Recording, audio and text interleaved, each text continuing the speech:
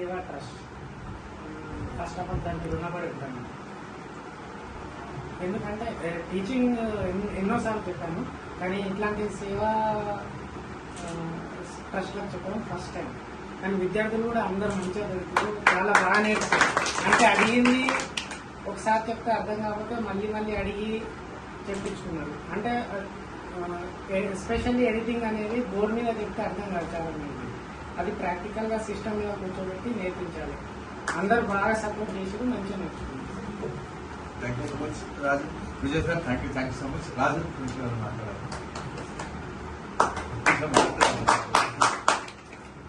ముందుగా జనహిత సేవా ట్రస్ట్ కళ్యాణ సంస్థ నేను ఇప్పుడు కాదు, నా జీవితాంతం నేను ఈ భూమి ఉందని రుణపడి ఉంటాను.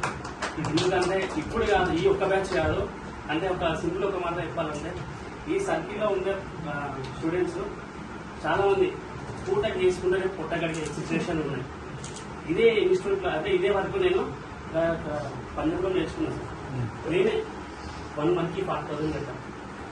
ఇక్కడ ఇన్స్టిట్యూట్స్ మనకు 4-5 బ్యాచెస్, బ్యాచ్కి 20-25 మెంబర్స్, 5 బ్యాచెస్ నేర్పించినాం ఫ్రీగా.